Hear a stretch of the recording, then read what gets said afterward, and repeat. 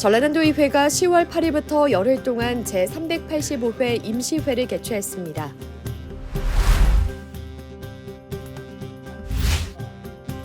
전라남도의회 농수산위원회가 벼멸구 확산에 따른 정부의 발빠른 대응을 촉구했습니다. 여러분 안녕하십니까? 의정브리핑입니다. 10월에 접어들면서 전남 지역 곳곳이 가을로 물들었습니다.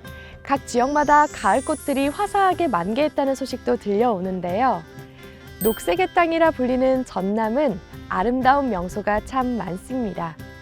도민분들께서도 우리 지역과 마을에서 이 가을을 만끽해 보셨으면 좋겠습니다. 오늘 준비한 의정브리핑 바로 시작합니다.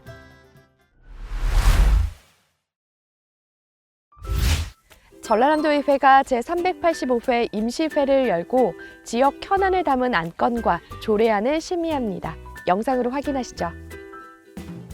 이번 임시회는 10월 8일부터 열흘 동안 진행됐는데요. 회기 동안 전라남도의회는 도민의 생활 안정과 불편을 해소하기 위한 조례안과 안건을 검토했습니다. 특히 최명수 의원은 전남 농가의 부채 경감을 위해 특별조치법이 필요하다고 건의했습니다. 농업인의 부채 문제는 개개인의 문제를 넘어 국가 식량 안보와 직결된 중요한 사안입니다. 농업인이 안정적으로 경영할 수 있는 환경을 조성하지 않으면 농업 경쟁력은 떨어지고 이는 결국 국가 경제와 식량 안보에 부정적인 영향을 미칠 것입니다. 이 밖에도 전라남도의회는 5분 자유 발언을 통해 지역 현안에 대한 문제점을 지적하고 대책 마련을 촉구하는 등 심도 있는 논의를 이어갔습니다. 최근 전국적으로 벼멸구가 확산하면서 농가 피해가 커지고 있는데요. 전라남도의회 농수산위원회가 정부 대응을 촉구하는 성명서를 발표했습니다.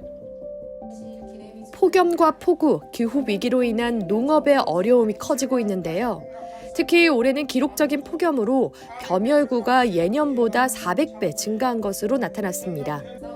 이에 전라남도의회는 벼멸구 피해를 자연재해로 인정하고 피해 농가에 대한 정부 대응을 촉구했는데요. 전라남도의회 농수산위원회는 농가 어려움을 해소하기 위해 피해 조사를 실시하고 실질적인 지원책을 마련해야 한다고 강하게 주장했습니다. 전라남도의회 지방소멸위기대응정책연구회가 복수 주소지 도입과 향후 과제를 진단하기 위해 포럼을 열었습니다. 현재 인구 감소와 지방 소멸을 막기 위해 다양한 정책이 시행되고 있는데요. 전라남도 의회에서는 복수 주소제 도입과 관련한 포럼을 개최했습니다. 복수 주소제는 인구 감소 지역의 떠오르는 해법으로 주목받고 있는데요.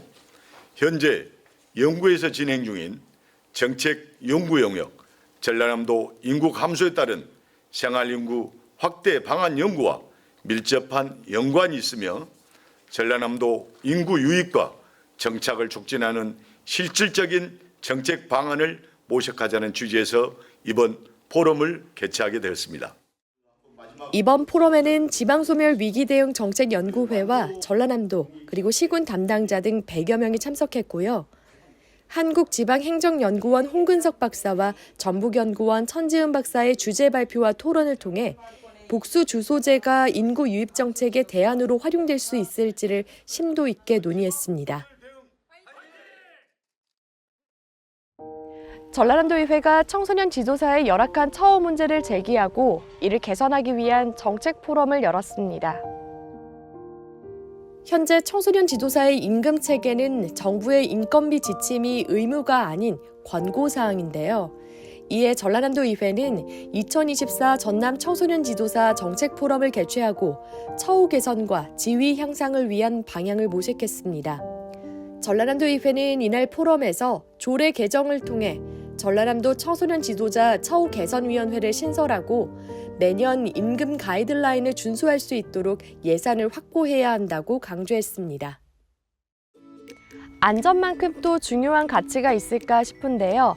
전라남도 의회에서는 안전한 전남을 구축하기 위한 정책 토론회를 열었습니다.